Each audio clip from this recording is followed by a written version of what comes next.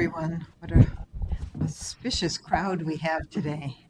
I'm going to convene the meeting of the Environment Committee for Tuesday, August 14th.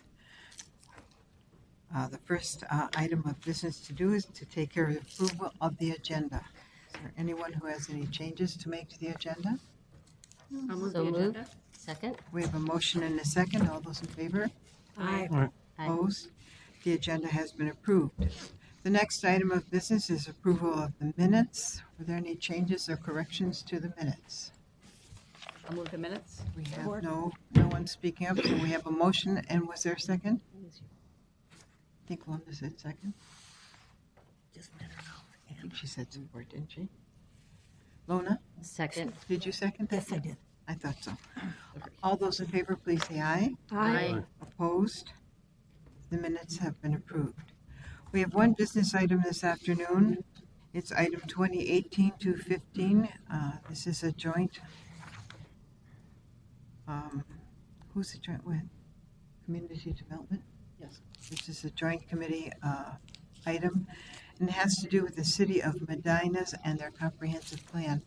Welcome, Scott. I mean, Kyle. Been a while. Been called many things. I've been out of town, and I'm still getting oriented to being back in Minnesota. That's fine. The floor is all yours. Thank you. Thank you, Madam Chair. Good afternoon, members of the committee. This business item is requesting action on the City of Medina's 2040 Comprehensive Sewer Plan, and it represents the first comprehensive sewer plan action that'll come before the committee. There will be approximately 124 business items covering sanitary sewer extension, sanitary sewer comp plan updates between now and probably mid-year 2019. So this represents the first one. I would like to also ask for any feedback that you might have after the presentation. I try and include information or data that the committee wants to see in these comprehensive updates when they come due. So at the end, I'll ask for any questions and feedback and solicit the input on things you might want to see on future business items. And next committee, we have another comprehensive sewer plan update scheduled. It's for the city of Landfall.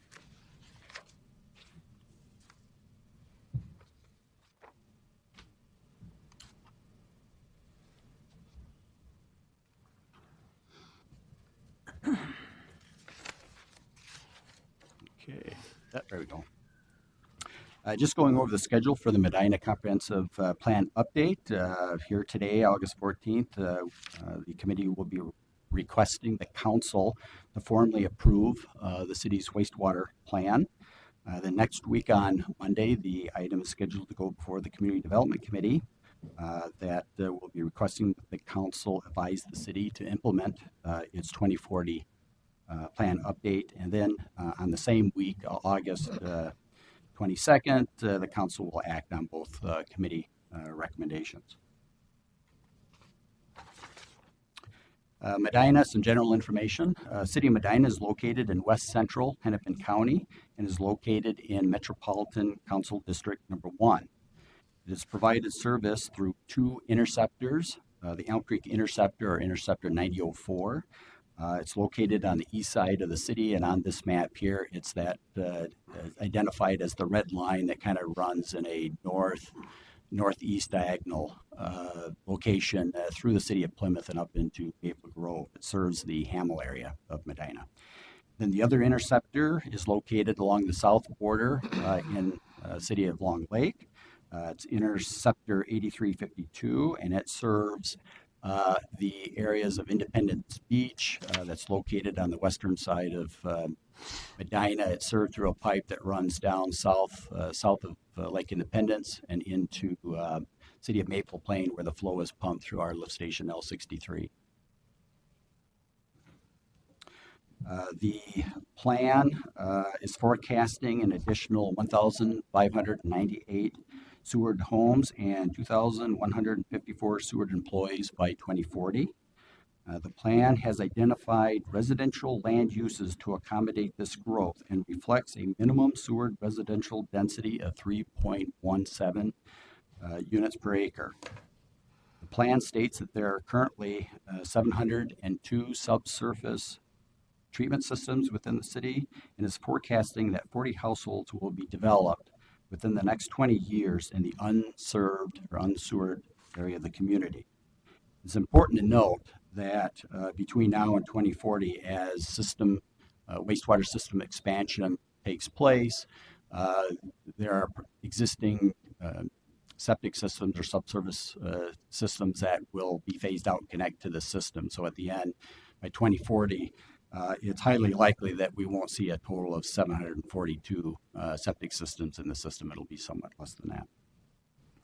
The city has been identified as a community with excess I&I and has been assigned I&I mitigation work plans by the council in the past, and I'll expand a little bit on the city's I&I plan later. Thrive designates Medina in 2 community designations. The northeast third of Medina, as shown on this map in the pale yellow, it almost looks white, and it's generally located along the Highway 55 corridor, is designated as emerging suburban edge, which requires that sewer residential density is at least 3 units per acre. And as I stated earlier, the plan reflects a minimum sewer residential density of 3.17 units per acre. The southwest 2/3 of this city, shown here in green, is in the diversified rural designation. And by policy, the maximum density in the rural, diversified rural is 1 unit per 10 for new development. As I noted earlier, Medina is identified as a community with excess I&I in the local wastewater collection system. Since 2011, the city has been assigned over $600,000 in I&I mitigation work plans by the council, and they have been proceeding on implementing that plan. They're on schedule to complete that by the required deadline. They have also received over $30,000 in I&I grants through state bonds, which helps fund work on public infrastructure projects. The city's plan identifies specific goals, policies, and strategies for the reduction of I&I in both the public and private property portions of the local system.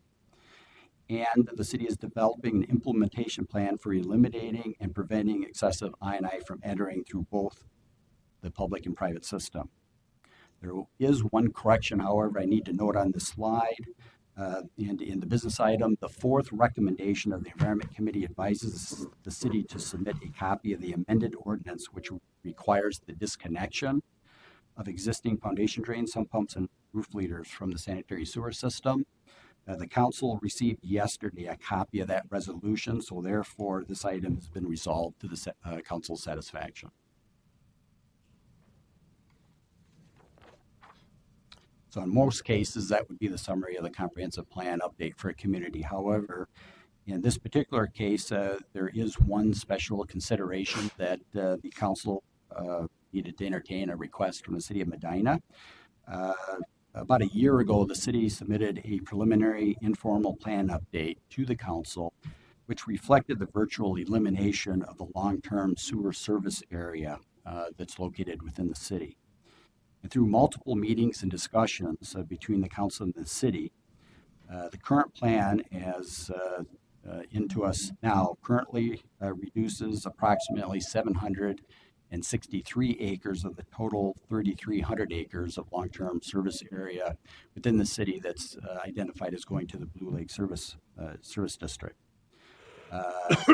The change of the reduction of the 763 acres out of the Blue Lake service area, long-term service area, actually responds to a change that the council made to its wastewater system plan in the water resources plan. And I'll actually get into that in the next slide a little bit to better describe what all that means. The wastewater plan revision was made to respond. Well, we revised the wastewater plan to respond to the need to serve the city of Loretto through a different means. In the previous system plan, Loretto was to be served through the Elm Creek Interceptor to the Metro Wastewater Service Plant. However, because of timing and the availability of local systems, the system plan was changed to change the direction of service for Loretto. So now the current wastewater system plan as identified in the policy plan now is showing service to Loretto through the Blue Lake system through a combination of local and regional systems where the flow will go through Maple Plain and through Long Lake and eventually to Blue Lake. So just to kind of show on a map all that I just explained. Hopefully this works for me. Under the original system plan, the northwest corner of Medina, so this area here, was originally programmed to be served through the local collection system, or well, through the local collection system in the city of Medina, and eventually go to the Metropolitan treatment plant. However, the city of Loretto had their wastewater treatment plant. The city of Loretto is currently served with their own wastewater treatment facility, and the PCA decided not to renew that permit. So there was a lack of an option for Loretto to be served or to get to the nearest collection system within the city of Medina. So the system plan was basically revised to change the northwest area of Medina from going to Metro to redirecting it down south through Maple Plain and be served through the Blue Lake system service area. So in recognizing that shift in the wastewater system plan, we entertained a request that recognizing that approximately 730 acres was diverted away from the Metropolitan service area into the Blue Lake service area in an attempt to maintain a balance of the total Blue Lake long-term service area, we allowed the city to go in and identify an area that was approximately the same as the 730 acres, which they did. When you look at these two crosshatch areas, it's somewhat deceiving. It appears that there's more red area than there is blue, but one of the reasons why the request came from the city was that this area of Medina is heavily encumbered by wetlands. So if you look closely at the crosshatch areas, you'll see that there's a lot of open water bodies that are taken out, wetland areas that aren't developable. So the difference between these two areas is approximately 30 acres, which is within the area of identifying individual parcels for the balance. So we feel that the area that was switched around Loretto and the area that was added to the Blue Lake service area and the area that was subtracted from the Blue Lake service area is basically the same. Mm-hmm. So that was kind of if I entertain any questions. You've got a couple, Councilmember Latowski, then Councilmember Melander. Thank you, Chair, and thank you, Kyle, and also thanks to Freya for responding to my question, but I'm not quite sure it answered it. What I'm wondering is if it's removed from the long-term sewer service area, what community designation does it have then? And what is it putting it into a more active development scenario? And to what densities? Like that's kind of what I'm trying to understand here. Well, I can attempt to answer part of your question, and then if I need Freya's help, she's here to also back me up a little bit. But the important thing is that in the diversified rural areas, or I should say in all of the long-term service areas that we have in the region, we have a requirement that the densities be a maximum of 1 unit per 10 acres to reserve those areas for future sewer development. The city's plan is still maintaining this area in the 1 per 10. Okay. It does allow that development on parcels less than 10 acres can be done as long as they they employ flexible development guidelines, so cluster developments, ghost planning, things like that, so that if in the event in the future, if the system has capacity to add this area back in, there's no guarantee that once you take it out that it'll be there decades from now. But if the request came in that they wanted to change it, at least that diversified rural designation is reserving that area so that future economic development on sewers could occur. So they are maintaining that 1 in 10 designation. Just one follow-up question. Follow-up. So then any development that happens there is serviced by septic until we come in. Correct, Madam Chair, Councilmember Latowski. That's correct. It's being put in a whole pattern. But again, once it's taken off of the long-term service area, that means that the council is no longer planning for long-term service to this area. It's going to move on and entertain other requests for expansion in other areas of the Blue Lake service area. There's a fixed capacity that we have at the Blue Lake treatment plant, and that capacity is represented by these long-term service areas. So it's the long-term service areas is somewhat illustrative, but once we take one area out, that then makes available other areas to be included.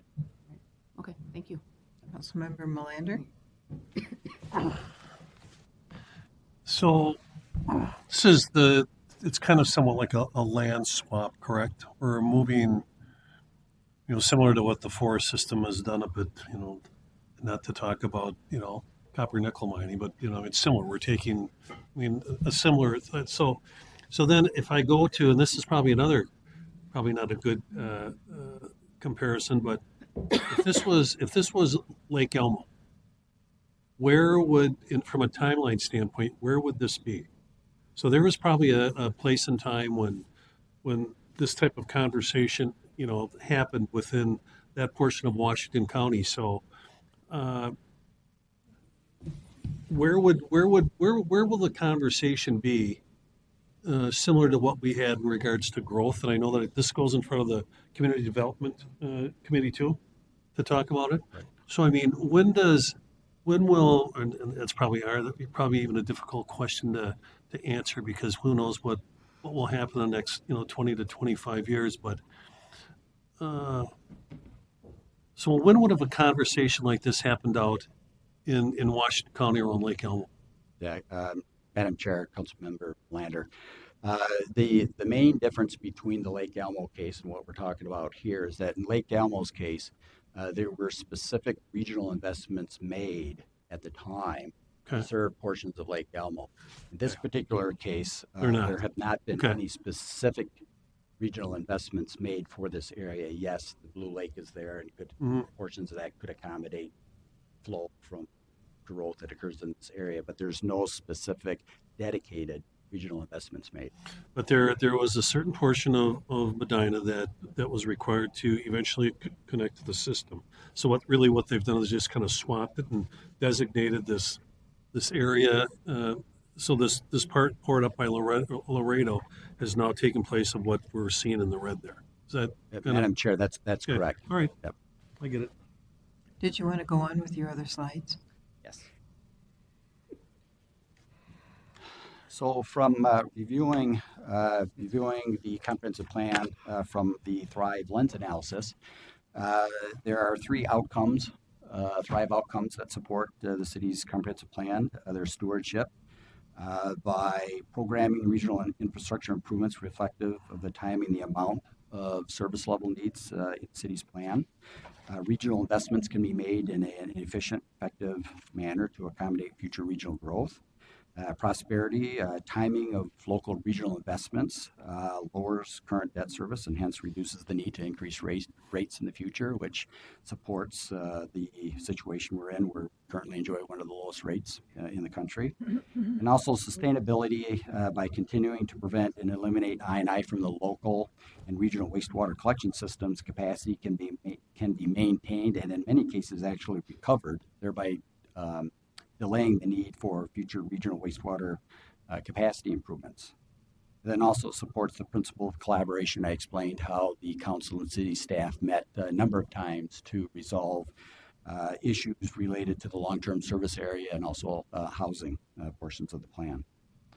and therefore the completed plan actually shares the local vision that it has for growth and also fulfills regional policies. So the comprehensive plan findings, the plan conforms to the regional wastewater system plan. It's consistent with other council adopted plans and policies, satisfies all the requirements of the comprehensive sewer plan. And the regional wastewater system with its scheduled improvements has sufficient capacity to serve the city's projected growth as stated in the plan. Here it lists the one advisory that has since been taken care of. So just a note there that that's no longer applicable through the submittal of the city's revised ordinance. And then in closing here, I guess the proposed action before you now is that the Metropolitan Council adopt the advisory comments and review record and approve the proposed recommendations of the Environment Committee as written in business item, which includes the approval of the comprehensive sewer plan portion of the city's 2040 plan update. And I would also just in closing here like to recognize that we do have City Planner Dusty Fink here who's available to answer any questions. Are there further questions or comments from the committee?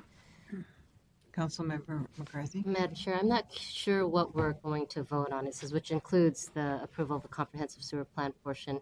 So is that the only portion that we're voting on or the whole comprehensive plan? Because I noticed here there was some, there's a note about how the housing justice letter regarding the housing policy plan.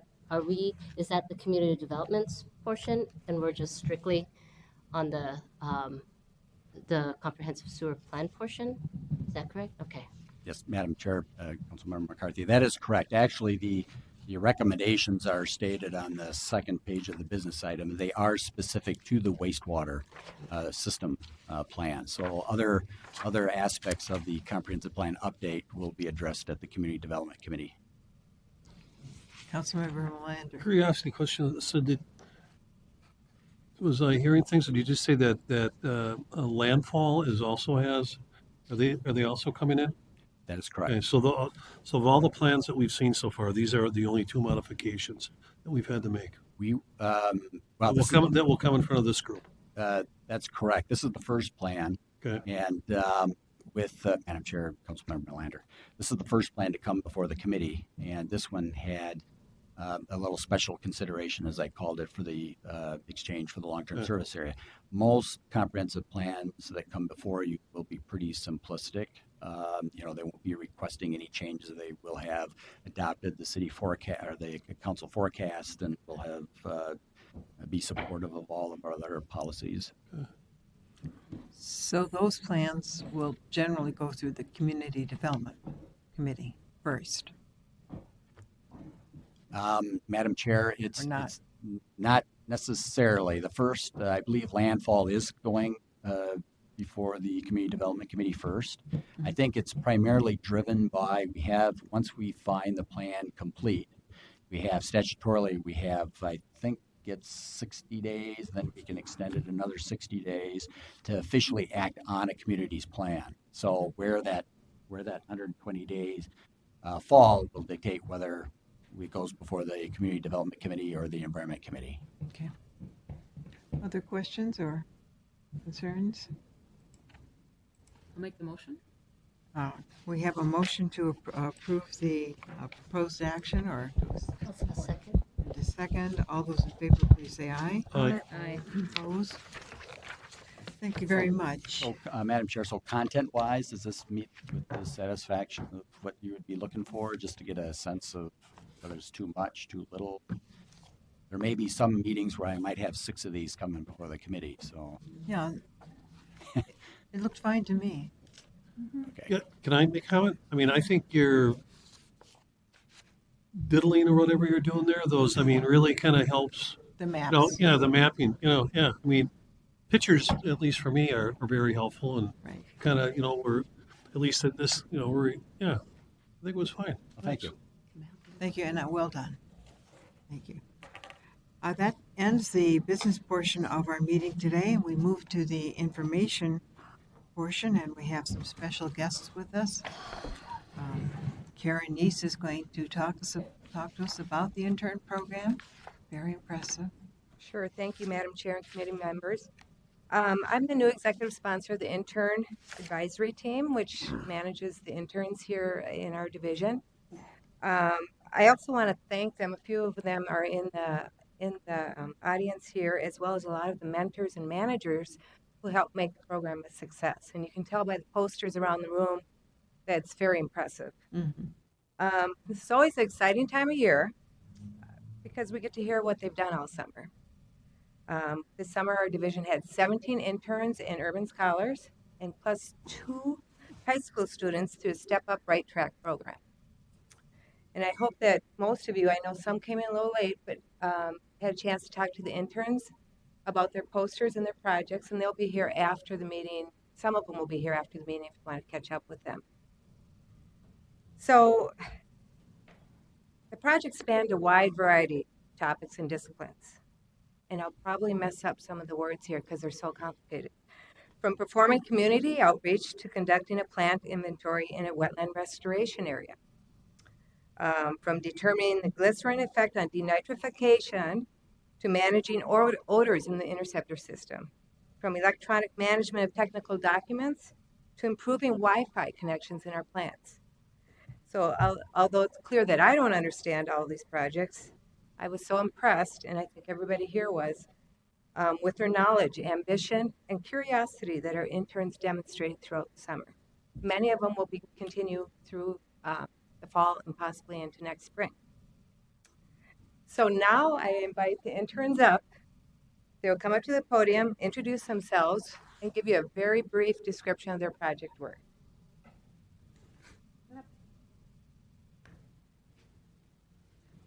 Madam Chair and committee members, my name is Kayla Berry. I go to the University of Minnesota, Twin Cities, where I study bioproducts and biosystems engineering, and I'll be a senior this fall.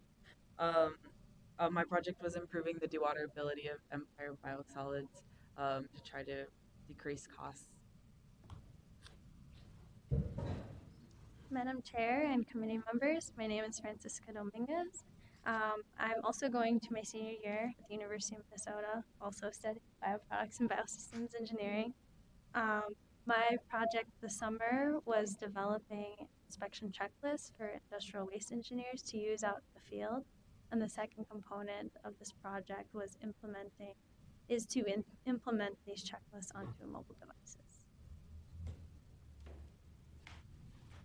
Hello and good afternoon. My name is Ethan Zabel. I am a graduate from WITC New Richmond. That's in New Richmond, Wisconsin. My program was Industrial Automation, Controls, and Networking, and I was tasked with measuring and installing Wi-Fi throughout Metropolitan and in order to aid with having more mobile operators. So, thank you. Hello, I'm Elizabeth King. I go to the University of Minnesota, Twin Cities. I'm going to be a junior in bioproducts and biosystems engineering. My main internship was looking at East Bethel Wastewater Treatment Plant, looking at the overall performance and operation of their membrane bioreactors. And I was mainly looking at the glycerin dose, seeing how that was affecting the denitrification of phosphorus rates. Hi everyone, my name is Katie Kolath, and I also go to the University of Minnesota Twin Cities. My major is healthcare administration, but I ended up here because I have minors in leadership and biology. So what did I do this summer? I worked with the continuous improvement department to work on some strategy mapping for our departments across environmental services. Madam Chair and committee member, my name is Cassie. I'm a student at Oxford University, majoring in international business and marketing with a minor in graphic design. And I work with the continuous improvement department to design resources such as website and handbook to help ES employees build skill and improve work.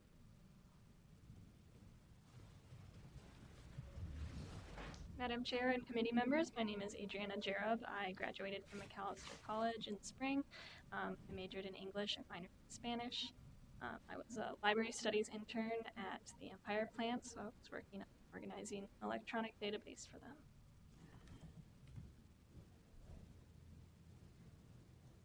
Madam Chair and committee members, my name is Erin Wedstein, and I just graduated from the University of South Dakota. with a degree in biology and sustainability. And my project was on looking at the Empire wetland and conducting a survey to see if the ecological health and the status and value of the wetland has increased.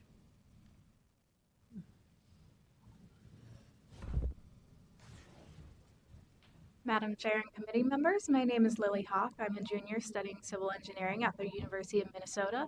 And this summer I focused on compiling a baseline for our odor control systems to verify the locations of units, their performance, and any other relevant data to improve the system. Thank you.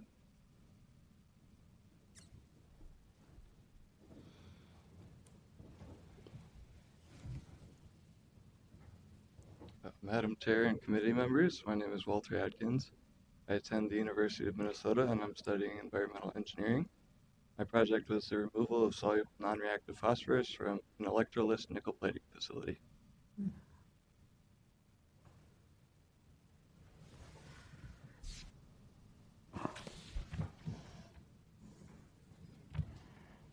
Madam Chair and committee members, my name is Sami Tanui. I go to Minnesota State University Mankato, studying information technology.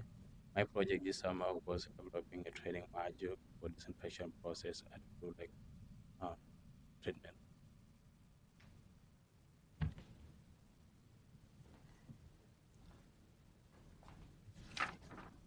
Madam Chair and committee members, a few interns had to leave, but I think we should give them a round of applause.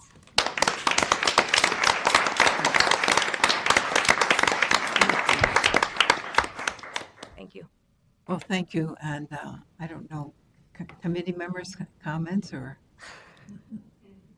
I didn't get to talk to every one of you, but I was just so thoroughly impressed with the depth that you went into in your projects and the benefit that we here at council have derived from your summer. I hope you got a benefit equal to what we got, because everything from employee safety and odor control and continuous improvement, all those things help us do a much better job here. So I'm hoping that it was equally beneficial for you. It's just such a pleasure to see such a variety of you and such a depth of work. You weren't given just paperwork to do. You actually did something that made us a better place to be. Councilmember Zatsky.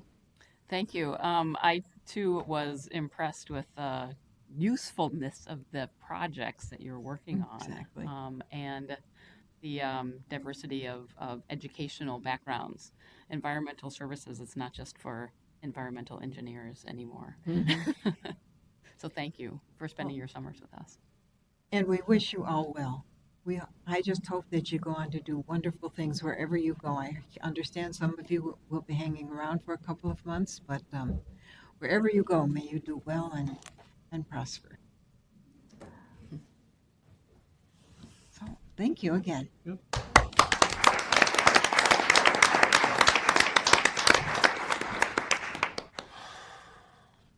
It's a hard act to follow. So, Janine, you're going to come forward and talk to us a little bit about the Minneapolis CSO permit termination? Yes. Madam Chair and members of the council, yes, it is a hard act to follow.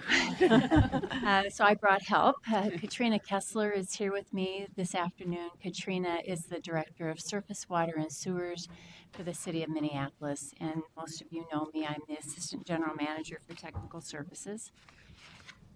The purpose of our presentation is to provide an overview, background, key milestones that led to an application to terminate our NPDES SDS permit with the MPCA, the Minnesota Pollution Control Agency. This presentation will also identify next steps that MCES and the City of Minneapolis will be taking to ensure compliance with the City of Minneapolis's MS4 permit and the MCES Metropolitan Wastewater Treatment Plant permit.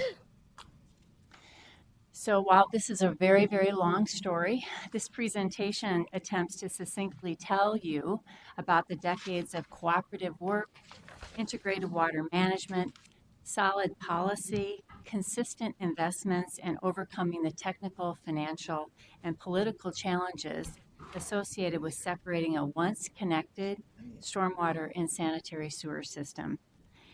While Katrina and I get to present this really good story to you today, it's not ours alone. It represents decades of work by people, by policy, folks such as you, as well as public works professionals who have worked in the cities of Minneapolis, St. Paul, and the Metropolitan Councils long before we came to our positions. So the slide before you shares some highlights on the path to terminating this permit. And at this time, we'd like to share some history about how we got to this point. So, thanks for having me again. Whenever we get to talk about this work to maintain our critical infrastructure, I like to take a couple minutes to highlight why we do the things we do. And it started with the Clean Water Act, which was adopted in 1972, which sets the foundation for so much of the work that the council and the city and our partners do to protect our surface waters across the state. So early on in the Clean Water Act's history, it focused on industrial wastewater discharges, which was catalyzed by that fire of the Cuyahoga River that most of you are probably familiar with. So many years, the professionals at the state and the national level focused on wastewater discharges, but there has been an evolution in the recent past to focus more broadly on both the historical wastewater discharges as well as the stormwater discharges. So the city of Minneapolis has had two Clean Water Act NPDES, so National Pollutant Discharge Elimination System permits. One held jointly with the Met Council was the CSO, or the Combined Sewer Overflow Permit. The other is a Municipal Separate Storm Sewer System, or MS4 permit, that deals with our stormwater. And you'll hear as we go through the presentation that that permit was recently reissued to the City of Minneapolis and the Park Board, who we hold that jointly with, as an integrated MS4 permit. And that is one of the critical milestones that was able to allow Janine and I to present the termination application today. So, Madam Chair, members of the council, just to maybe start with a little bit of history, prior to 1938, the initial construction of our combined sewers began in the 1880s, and I know many of you are familiar with this story, but at that time, both stormwater and untreated wastewater was conveyed to the river by a single system. In 1922, we started seeing the first separate storm sewers that were built around the lakes in the city of Minneapolis and in some other newly developing areas. And in 1934, of course, the construction of the Metropolitan Wastewater Treatment Plant began in St. Paul, and that plant was commissioned in 1938 and began treating both combined stormwater and wastewater. So Janine mentioned that in the city of Minneapolis, the first separate storm sewer systems were built in the 1920s around the lakes, but the majority of the system was combined through the middle of the 20th century. And it wasn't until the city undertook a comprehensive paving program, so moving from gravel and unpaved roads to a paved system across the city in the 1960s, that we began to, in earnest, build separate storm sewers. And this is a story that is not unique to Minneapolis. St. Paul also underwent a similar process, and it's estimated between Minneapolis and St. Paul that we spent more than $330 million in funds to separate the sewers. And these projects came from not only local funds, but state and federal funds as well. But within the city of Minneapolis, the work that continues today has diverted over 4,600 acres of drainage of stormwater that historically went straight to the sanitary to a separate storm system. So during that time of construction, of course, cities across the country continue to experience combined sewer overflow. And so in 1980, the Metropolitan Waste Control Commission, which of course for folks here know this, but for our audience members was the predecessor to the Metropolitan Council on Environmental Services, the commission developed a Metro Plant facility plan which recommended storage and treatment to respond to wet weather flows. Now, this recommendation was based on the best practices that the EPA at the time was recommending. But the cities of Minneapolis and St. Paul objected to that facility plan. In 1984 and 1985, the Metropolitan Waste Control Commission and the cities agreed to a new study and an initial CSO permit. In 1986 to 1995, the MPCA, the cities of Minneapolis and St. Paul, and the Metropolitan Waste Control Commission agreed on a CSO permit with a 10-year sewer separation program, followed by 5 years of sewer system effectiveness and evaluation. The Metropolitan Waste Control Commission built interceptors to help address capacity issues, including the Minneapolis Express Interceptor, the Beltline, Trout Brook, and several other projects within the cities of Minneapolis and St. Paul to separate the system. And today, if I can get all the lines to come up, and today our system is substantially separated. Wastewater is treated at wastewater treatment facilities, and stormwater is treated according to best management practices and is available for infiltration where appropriate or stormwater reuse. So prior to the applying to the MPCA for termination of the CSO permit, MCES and Minneapolis wanted to observe the response of the system to wet weather events. Please note that in 1984, according to this chart, annual overflows and combined stormwater and wastewater to surface water bodies overflows was reported at about 350 million gallons. As work was done to separate the systems, note the diminishing amount of contaminated water that was released into surface water bodies. In Minneapolis, the last recorded CSO was in 2010, where 2 overflows occurred which were related to an infrastructure failure, a storm tunnel that failed and drained into a deep sanitary sewer tunnel. The results that you see on the screen really required a heavy lift by the communities that we serve as well as the Metropolitan Council. And so now at this point, I'd like Katrina to share some work about what has been done in Minneapolis to see these kind of results.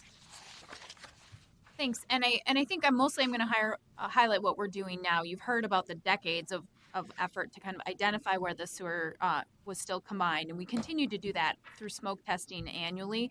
But really, we're taking an integrated approach now that we've reached this critical juncture where we're seeing a diminished risks of the combined sewer overflows, recognizing that the system has some remaining connections, but thinking about how we can leverage public dollars to maximize outcomes for clean water rather than ferret out every single connection and spend millions of dollars, but thinking about when project opportunities come up, what is the best way to get the outcomes that we're looking at. So when I talk about integrated, I think about identifying the highest priorities and understanding how we communicate those with our partners to leverage those opportunities. So some of the examples that are discussed on the slide are thinking about when we have sanitary sewer condition needs, do we also have storm capacity needs, or do we have water quality needs in those locations? And then what are the needs of our partners, whether our watershed partners or our regional partners, thinking about how to maximize all of those outcomes. So one of the examples on the slide has to do with light rail, which we work on with the Metropolitan Council, and thinking about when we are planning for the Southwest Light Rail line through Minneapolis or the Botno Light Rail line, how to use the tools and the resources we have to meet multiple outcomes. So the slide here shows the results of what's called an H&H model. So this is hydraulic modeling. So this is a stormwater capacity model, shows under a 10-year event and under a 100-year event where we expect flooding to occur and what impacted structures may be present or what impacts may be present to structures, and thinking about how we simulate this and how we use this information to drive redevelopment and development investments, not only on the public side but on the private side, to maximize like the transit access and the transit driven investment is something that we're actively working on with others right now. One other element that I want to talk about is our storm tunnels. So not unique to Minneapolis, but an interesting feature nonetheless, are the 16 miles of storm tunnels, primarily deep tunnels that drain together with the MnDOT tunnels, a third of the city. And the tunnel that's highlighted here is part of our Central City storm tunnel, and this is a project that we have coming up in the next couple years.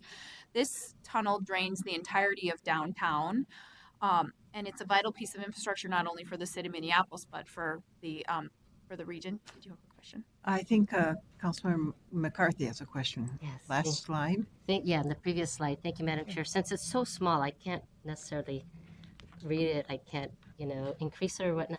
What does the colors mean? Are the reds where there will be, more possibility of flooding, or So the darkest blue shows the highest probability of flooding. The light blue is probability of flooding under a less extreme storm.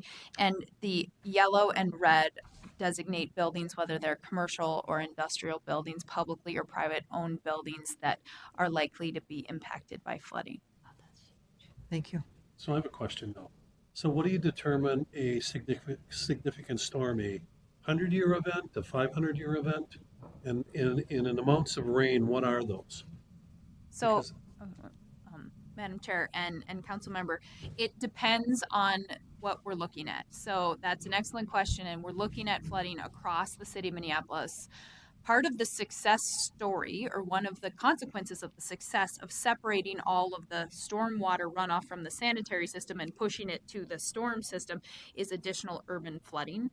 Whereas we used to think we had about 50 areas in the city of Minneapolis that flooded on a regular basis, we now know we have, because of modeling, 150 plus areas. And some of those flood under the 2-year event, some of them flood under the 5-year event.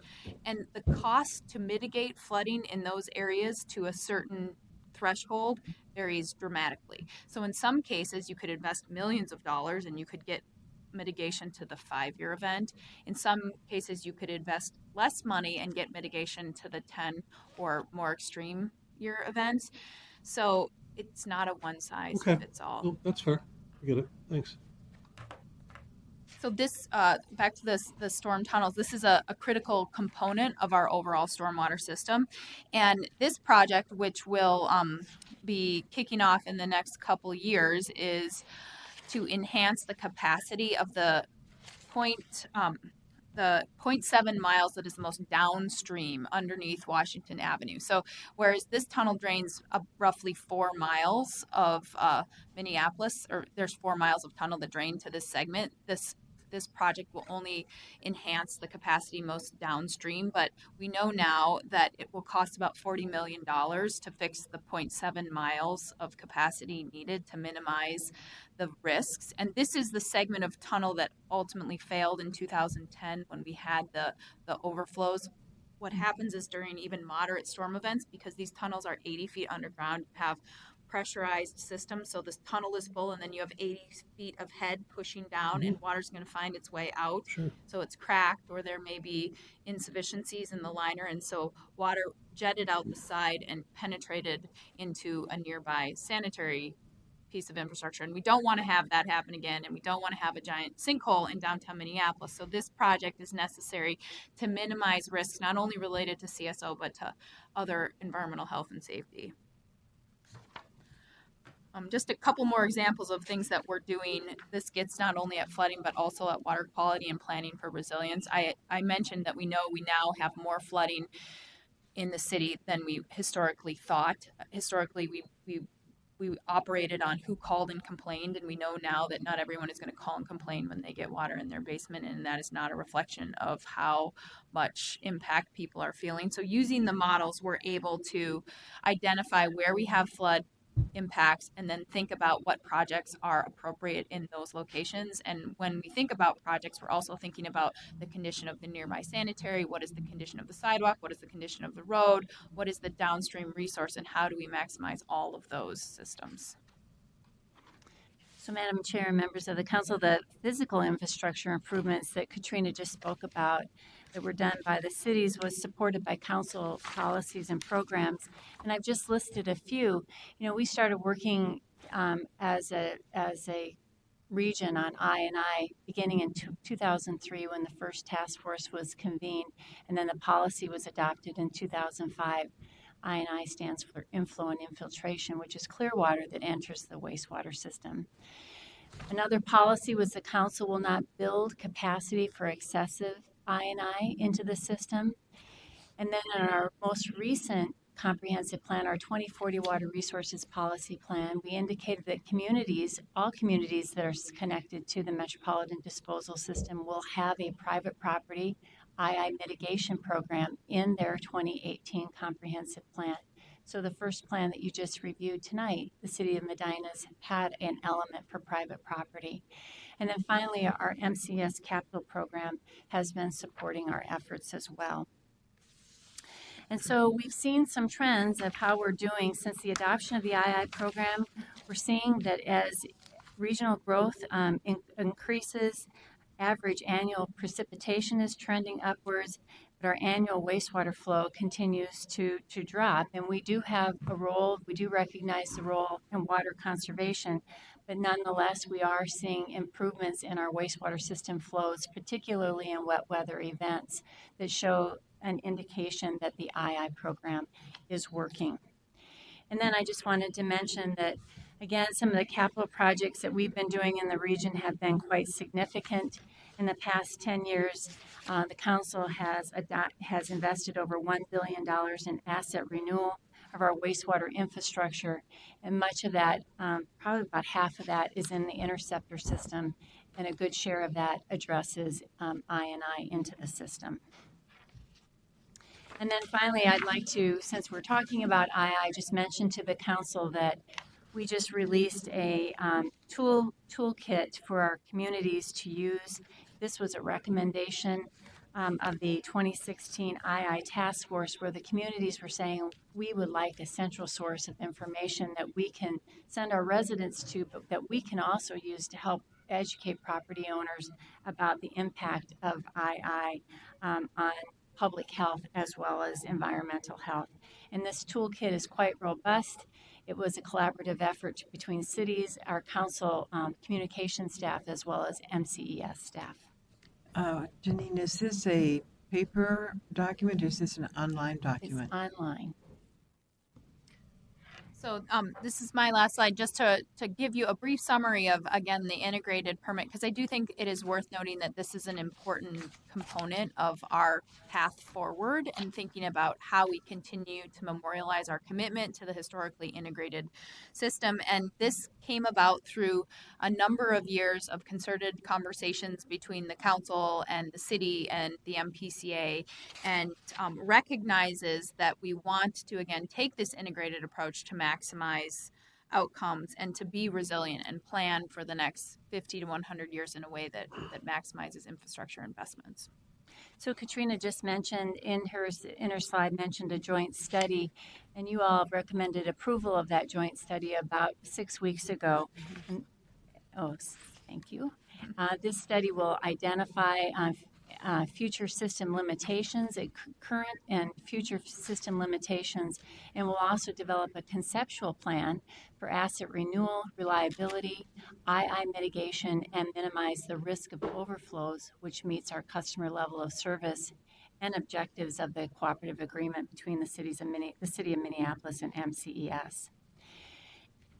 And so our presentation has shared many examples of infrastructure investment and policy decisions that led us to the point of being able to request the termination of the CSO permit. But our work isn't done. With aging infrastructure and increased frequency of wet weather events, we are still at the risk of releasing untreated wastewater into the environment. However, we think that we're taking steps to ensure compliance, which include continued investment in the regional wastewater system, the II program, which will at some point become more tailored to address individual challenges in each community. We ask the council every year to support financially private property II mitigation and public infrastructure efforts at the legislature, and the council's been quite successful in obtaining those funds from the legislature and has been the grant administrator for those funds. And then also the joint studies with Minneapolis and St. Paul to understand system response to wet weather and to optimize our efforts. I just wanted to mention that I took a quick look at some of the communities that are facing consent decrees related to CSOs, and I just wanted to share with you that in 2017, the EPA released a list of communities which have entered into agreements to address the public health risks associated with CSOs. The estimated cost to bring some of the combined sewers into compliance are pretty noteworthy. For example, Washington, D.C. has a consent decree of $2.5 billion. Indianapolis has a consent decree of $1.6 billion. Chicago has a consent decree of $1.7 billion. And Kansas City, a city that's smaller than ours, has a consent decree of $2.3 billion. So I think when you hear those kinds of numbers and you see the level of work that has taken us so long to do, but we've kept at it and we've had a great outcome, I think it's something that the council should be quite proud of, and so should the cities that we serve. So Janine, these consent decrees, what's being required of these cities? I'm going to ask Katrina if she would like to respond to Yeah, that. certainly. So, Madam Chair and committee members, there, as Janine highlighted in the presentation, there was a point in the history of the council with the city of Minneapolis and St. Paul where EPA was coming in and saying, we would like you to go this way.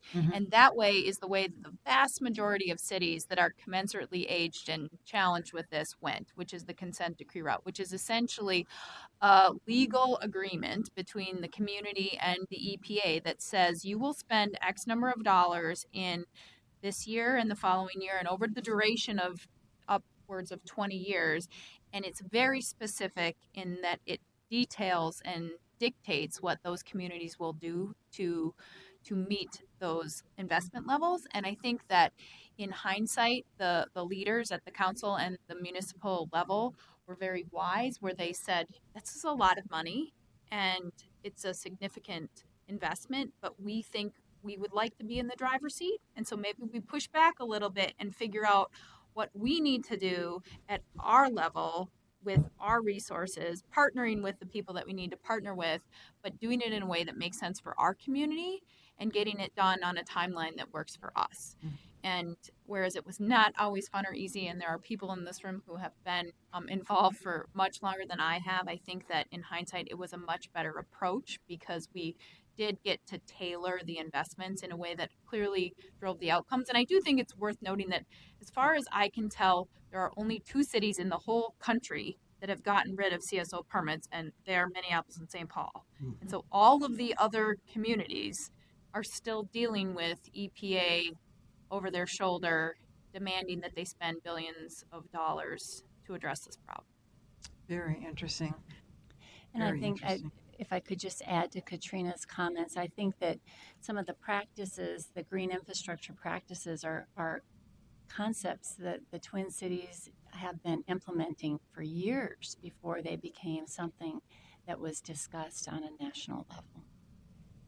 So with that, I'd like to just mention, point out the Thrive outcomes. The work done by the region and its communities clearly represents Thrive-driven outcomes and principles. Solid asset management practices have provided a framework for stewardship for the wastewater system that supports a prosperous region. The wastewater system protects public health and the environment. Managing our wastewater and stormwater systems separately have led our region to sustainable practices such as minimum impact design, green roofs, best management activities, inflow and infiltration programs, among others. The water resources that we enjoy today contribute to this region's livability. The work is ongoing and frankly will never be done. The principles of integration, collaboration, and accountability will ensure that we maintain compliance under the city's MS4 permit and under the Metropolitan Wastewater Treatment Plant permit. So, Janine and Katrina, will you be taking this information to the Legislative Water Commission? We have not thought about that, but we could certainly consider that. You know, I think it's a good idea, especially, I don't know if anybody's here from Metro Cities, but we have to fight so hard for that I&I money. We have to fight so hard for some of the support that we need. I think they need this holistic, good story told the way you just told it to us, and the benefits of this kind of thinking.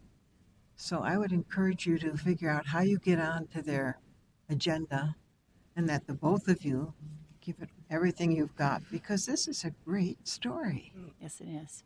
I agree. I mean, you can change things by storytelling, and this is the type of stuff when we get all the naysayers about all the things that they think we're not doing.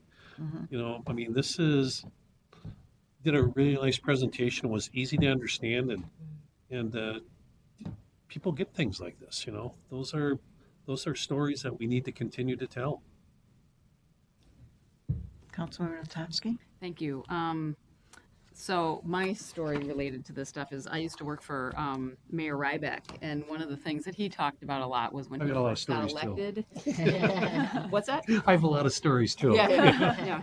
So when he got elected in 2001 and took office in 2002, like he had never heard of CSOs before, but then somebody from Public Works came in and said that there is these situations where the stuff coming out of your house and the stuff coming from the sky go right into the river, and he was just like, "Oh my god!" Anyway, so he can't take credit for most of the decline, but I remember celebrating those years where we did not have the CSO happening. Mm-hmm. So, thanks for the work that that you guys do. Nice job. Well, in the comparison of the two cities who no longer have consent or whatever it is, to the rest of them, I mean, it's just common sense, and they just don't get the whole story often enough. So I don't know whose buttons we push to get on that commission, but We will look into it. yeah. Thank you. Well, thank you. That was very well presented. The last thing on the agenda is the manager's report. General Manager. Chair, can I Lisa? say something? Sure. And I wanted to comment, and I'm a little. I apologize for not getting here earlier because I've always enjoyed this, and so I'm going to use a thing. And I don't know if you know this. You know what "long in the tooth" means? Do you know where it came from? So "long in the tooth" is a phrase that they do with horses. They measure the length of teeth of horses, and the older horses have much longer teeth. Even though they wear them down, they're still away. And I'm an old guy, a bit long in the tooth, but every time I see these things, it's so encouraging that we're going to be okay. You know, things are, there's a lot of weird stuff going on right now, but what the work that you did now, that you'll be able to carry on, as an old guy makes me feel okay. So thank you. Okay. Now the general manager's report. Well, just a couple things to follow up on to Harry's earlier point about telling the story. I missed the last meeting of the committee because I was attending NACWA, so that was 2 weeks after the One Water conference. And I can't tell you how many people came up to me that had been at the One Water conference here in Minneapolis, who had been at previous ones, and they said, "Boy, you guys were the best." And Minnesota really provided a lot of value, and I think it's stories like the I&I and other things that we're doing that was a good story for them to be able to take back to their communities to inspire possibly some other things that could happen. So I think we are trying to get those stories out there so others can benefit as well. I'm also grateful to the interns, not only because they got some pretty important work done, but it always rekindles our energy. Reminds us what cool work we do, because when you're doing it every day, you kind of start to get into that routine. And as Harry says, it feels more doable that together, us older folks who've been at it for a while, with the younger folks coming in, we can probably get some really good things done for the future too. But the other thing that having the interns wrap up reminds me is that the year is winding down pretty fast. We're almost into the last quarter of 2018. We only have a few more meetings together. So last week at the budget meeting, I presented kind of some highlights of things that we've been able to accomplish with your leadership. And we're all very grateful for that. And we hope to continue to keep you involved with helping with water in the future in whatever capacity we can. But if you'd let me know if there's anything that you'd like us to include in these few remaining meetings in terms of an update on something that you remember from your early days that you'd like to see where we're at with, or anything of that sort, we'll try and get that programmed in the upcoming meetings. The only thing and you made a reference to it, I was talking about when I was riding my 1972 Schwinn Continental, which I still have, and I was riding it yesterday, about this guy who approached me. So whatever we can between now and the end of, our time here about, things just like what are going here. I mean, I just think we need to tell those good stories because people always tell the bad ones, and there's many more good ones, but people don't want to hear that. So that'd be helpful for me. Okay, thank you.